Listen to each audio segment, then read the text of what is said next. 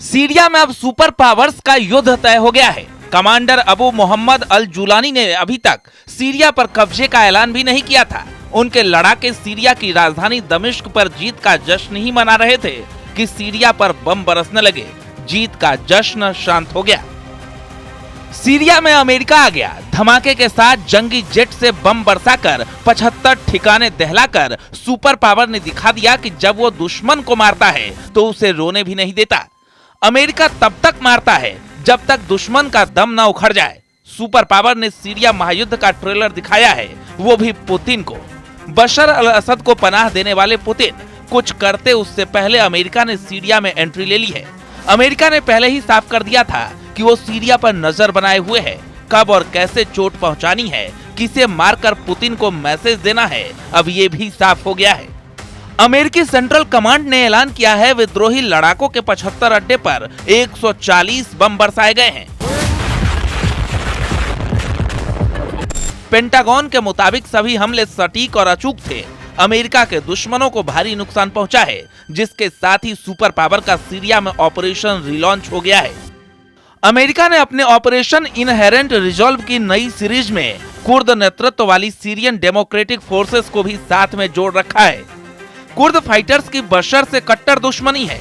ये Kurd fighter Syria में तख्ता पलट करने वाले कमांडर जुलानी और तुर्की के राष्ट्रपति एर्दोआन से भी युद्ध कर रहे हैं। वहीं सीरिया में अमेरिका के टारगेट पर आईएसआईएस के लड़ाके हैं। अमेरिका ने धमकी दी है कि सीरिया में कमांडर जुलानी ने गलती से भी टेरर ग्रुप के साथ हाथ मिलाया तो सर्वनाश तय है। कमांडर जुलानी का सीरिया का सरगना बनना अमेरिका को रास नहीं आ रहा और न ही इजराइल को।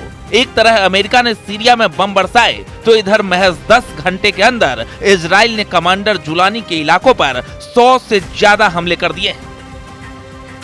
दावा तो यहाँ तक किया जा रहा है कि रूस भागने के बाद असद के सीरिया पर अब इजराइल एक बड़े इलाके पर कब्जा करने जा रहा है। आखिर सीरिया में ये कैसा खूनी खेल, इसे अब इजराइल के हवाई हमलों से समझ सकते हैं। जिस वक्त सीरिया की राजधानी दमिश्क में कमांडर अबू मोहम्मद अल जुलानी के लड़ाके जीत का जश्न मना रहे थे, ठीक उसी वक्त इजराइल के फाइटर जेट F-35 और F-16 सीरिया पर हमला करने के लिए टूट पड़े। इजराइल की जबरदस्त एयर स्ट्राइक में कई हवाई अड्डे, सैन्य ठिकाने, हथियार डिपो और यहाँ तक कि केमिकल फैक्ट्री तक तबाह और बर्बाद कर दी गई है। ये हमले राजधानी दमिश्क समेत कई शहरों पर हुए हैं। एर्दोगन का खासम खास जुलानी से अमेरिका नफे नुकसान का गुणा भाग कर रहा है। इससे भी ज्यादा सुपर पावर को खतरा इस बात से है कि बशर अल असद ने मॉस्को में डेरा जमा लिया है। प्रेसिडेंट पुतिन की शरण में बशर के जाने के मायने समझना मुश्किल नहीं है। रूस ही ऐसा देश है जो बशर को अमेरिका के ताप से बचा सकता है। प्रेसिडेंट पुतिन ही इकलौते लीडर हैं जो दोबारा बशर अल असद की वापसी दमिश्क में करवा सकते हैं। पुतिन बशर के मिशन इम्पॉसिबल को पॉसिबल बनाने का दमखम रखते हैं। पुतिन की कुछ मजबूरी भी बशर के हक में जाती है। पुतिन ने इशारे में जता भी दिया है कि सीरिया में क्या होने वाला है। वियना में रूस के राजदूत मिखाइल उल्यानोव का ये मैसेज सीधे अमेरिका पर बड़ा तंज है। इसे पुतिन का ओपन ऐलान माना जा रहा है। मिखाइल ने पुतिन के इरादे जाहिर करते हुए लिखा है कि रूस कठिन परिस्थिति में अपने दोस्तों को धोखा नहीं देता। यही रूस और अमेरिका में अंतर है।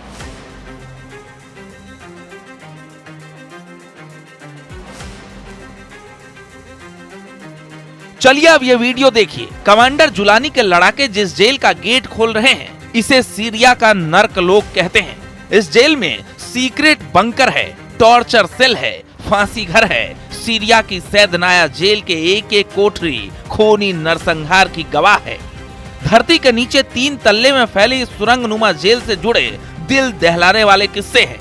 कमांडर जुलानी के कट्टर लड़ाके इस जेल को बशर अल असद का बूचड़ खाना भी कहते हैं। साल 1989 में बनाई गई ये जेल 24 आते आते बंद कर दी गई। अब भी इस जेल के कुछ सेल के गेट खुल नहीं रहे हैं। सीक्रेट कोड से लॉक इस जेल से बशर अल असद गुप्त ऑपरेशन की प्लानिंग कर सकते हैं। मतलब एक तरफ रूस, ईरान, चीन अपना दाव खेल रहे हैं, वही दूसरी तरफ अमेरिका, तुर्की, कतर और इजराइल मिलकर सीरिया पर कब्जा करने में जुटे हैं। सीरिया और इजरायली सेना के दावों के मुताबिक लगभग 18 घंटे पहले इजरायली वायुसेना ने F-35 और F-16 जेट से सीरिया पर ताबड़तोड़ एयर स्ट्राइक की है। दावा किया गया है कि सीरिया की राजधानी दमिश्क के काफर सूसा पर बड़ा हवाई हमला हुआ है। इसके अलावा इजरायली जेट्स ने माउंट कासिलोन में मौजूद हथियार डिपो को भी उड़ा दिया है। दावा तो यहाँ तक किया गया है कि इजरायली वायुसेना ने F-35 और F-16 जेट से खालखाला एयरबेस को भी उड़ा दिया है। दावा किया जा रहा है इस एयरबेस पर कई तरह की मिसाइलें मौजूद थी जो जुलानी के लड़ाकों के हाथ लग सकती थी। अब सवाल उठता है कि इजरायली सेना सीरिया में इतनी तेजी से हमले कहां और क्यों कर रही है, तो जरा इसे भी समझ लीजिए। सीरिया में विद्रोह हमलों के बाद हुए असद सरकार के पतन के महज 6 घंटे के बाद ही इजराइल ने गोलान हाइट्स के पास सीरियाई इलाकों में अपनी सेना भेज दी। इजराइल ने इस तैनाती को अपनी सुरक्षा के लिए जरूरी बताया है। इजराइल के इस नए ऑपरेशन का पूरा फोकस अभी सीरिया के 3 इलाकों में ज्यादा है, जिनमें कुनैत्रा, नवा और दारा है। इजराइल ने सीरिया में करीब 100 से ज्यादा हवाई हमले किए हैं और वो लगातार अपने हमलों का दायरा बढ़ा रहा है। इजराइल ने गोलन हाइट्स से निकलकर डीमिलिटराइज्ड जोन में भी अपने हमले शुरू किए हैं। इजराइल अब सीरिया के 14 किलोमीटर तक के इलाकों में घुस गया है। हालांकि इस कब्जे को इजरायली अधिकारियों ने अस्थायी बताया है। कुछ वॉर एक्सपर्ट्स का मानना है कि इजराइल को पहले से ही इसकी उम्मीद थी कि जब विद्रोही गुटों का सीरिया पर कब्जा हो तब ही वो अपना ऑपरेशन स्टार्ट करे, ताकि उसको जवाब देने के लिए इन इलाकों में कोई सेना ना हो। लेकिन सीरिया में अमेरिका के करीब 900 सैनिक हैं। अमेरिका सीरिया में ज्यादातर बमबारी खाड़ी देशों में मौजूद सैन्य अड्डों से अंजाम देता है और दूसरी तरफ रूस ने सीरिया में नेवल और एयरबेस बना रखे हैं, वो भी 2017 को हुए समझौते के बाद 49 साल आगे के लिए। साल 2015 में बनाए गए खमेइमिम एयरबेस पर रूस के तमाम लड़ाकू हेलीकॉप्टर की तैनाती है। वही टार्टस नौसैनिक अड्डे पर रूसी नेवी के ज्यादातर जंगी हथियार तैनात हैं, जिनसे पुतिन जब चाहे जिसे चाहे सीरिया से मार भगा सकते हैं। बशर अल असद अरब वर्ल्ड में रूस के सबसे जिगरी लीडर हैं। मॉस्को तक उनकी सुरक्षित विदाई भी पुतिन की वजह से मुमकिन हुई है। बशर के परिवार को खरोच आए बिना पुतिन ने जिंदा बचाकर एर्दोआन के प्लान को तो फ्लॉप कर दिया है, लेकिन पुतिन का मिशन सीरिया अब भी अधूरा है। प्रेसिडेंट पुतिन को सीरिया में अमेरिका की मौजूदगी ही नागवार गुजरती है। पुतिन असद की वापसी का क्या प्लान बना रहे हैं? कैसे अमेरिका का सेकंड टाइम सीरिया में सरेंडर मुमकिन है? ये जानने से पहले बशर अल असद के उस स्लॉटर हाउस के भीतर चलिए जो सैद नाया जेल के नाम से कुख्यात है।